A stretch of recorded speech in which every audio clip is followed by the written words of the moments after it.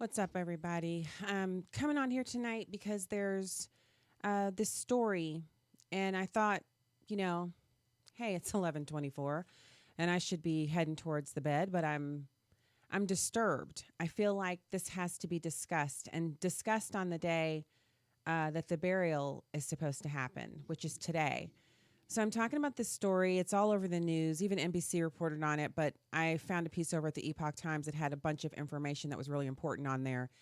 And I'm talking about a mass burial in South Bend, Indiana, that comes after Dr. Ulrich Kloffer's belongings were sorted through by his family after he died on September 3rd. And they came across 2,246 sets of preserved unborn babies, otherwise known as fetal remains in the medical community. And they were stacked floor to ceiling in his garage. Later, 165 more unborn babies that had been aborted were found in a car, in the trunk of a car that he was storing at another facility that he owned. He kept several vehicles there, and one of the vehicles had, 165 other remains in it. So Indiana Attorney General Curtis Hill spoke at the burial, and he offered to update Americans, specifically Hoosiers, on the investigation into Klopfer and whether anyone assisted him in moving the remains and putting anything out there. And so this burial plot at South Lawn Cemetery was actually donated by the Palmer Funeral Home, and all the remains will be laid to rest in the same grave, so a mass grave. Now, first of all, you might be thinking, mass grave? In America, right? We're not a country that's ever had war on our own soil, so we don't have mass graves here. Oh, but wait, we do. Usually a mass grave in America is something that comes about as a result of some crazy abortion doctor saving the remains of aborted babies. So if you're wondering why I'm talking about it like it's happened more than one time, well, let me go on. You've got Klopfer. He's 79 years old when he passed away. He performed tens of thousands of abortions over a career that spanned 40 years. Mainly the abortions he did were in Indiana. He was the only abortion doctor serving South Bend, Gary, and Fort Wayne for much of his career.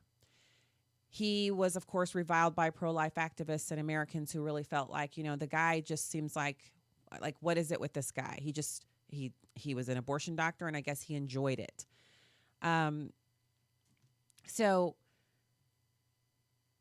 there's a lot of credit going to Attorney General Curtis Hill because he took the extraordinary measure of making sure that the fetal remains that were found would be buried instead of incinerated or basically mistreated. And that's because Indiana has a law that's been on the books since 2016, passed by then Governor Pence, or signed into law by then Governor Pence, that says that fetal remains have to be buried.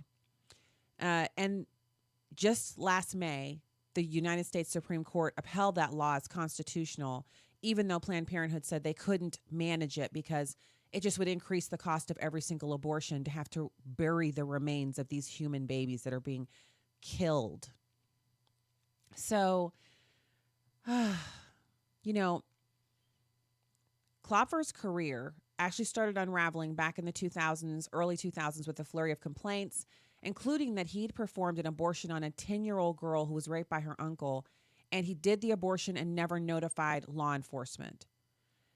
He effectively ended his career in 2016 when his medical license was suspended, and it was done citing, among other things, shoddy post-op monitoring of his patients. He complained that conservative state officials were in cahoots with pro-life groups trying to shut him down.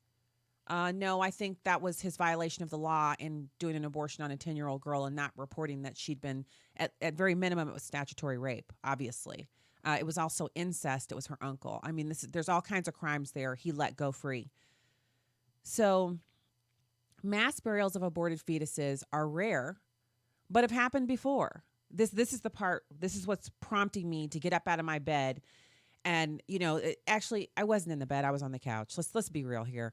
I usually stay up late. I'm a bit of an insomniac, and I was on the couch watching some television and surfing on the internet when I came across this story. I noticed that Black pro-life woman, Christina, on Instagram had posted 2,411 and said they'd never forget. And so I go on to my Bing search engine and I find this story.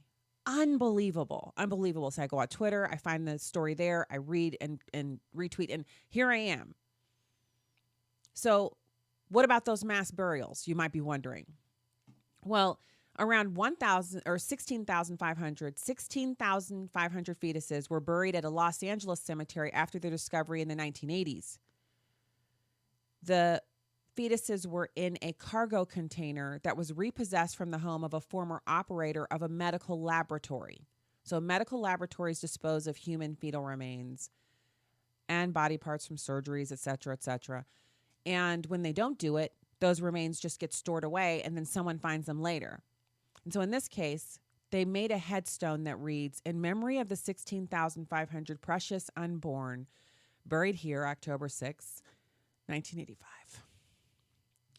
So there's no indication that Klopfer told others about his grim collection, including his wife. No one understands why he did this.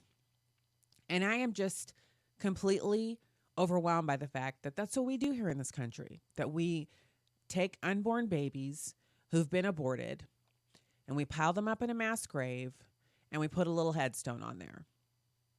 They don't even get their own burial plots. They're just piled up together in a hole, the way the Nazis treated the Jews, the way that slaves were sometimes treated when they died, especially if died more than one at a time. This is a travesty, and it's going on in our country. And while it's happening, we're all going on about our business. We're working, we're going to school, we're pumping gas, we're buying groceries, we're planning our vacations, we're going to church, we're going to Bible study, and this is what's going on our watch. And we're responsible. And we can't get away from the responsibility. You may not think you're responsible. If you're one of those people who believes that abortion is just a woman's choice, the reckoning will come for you just like it comes for me and every other person, because it is an inescapable fact that one day we will have to be held accountable, whether it's now or at the judgment seat. And denying it is just like denying that the sky is blue, or that black people exist, or that, politics is nasty. Denying it does not change the fact.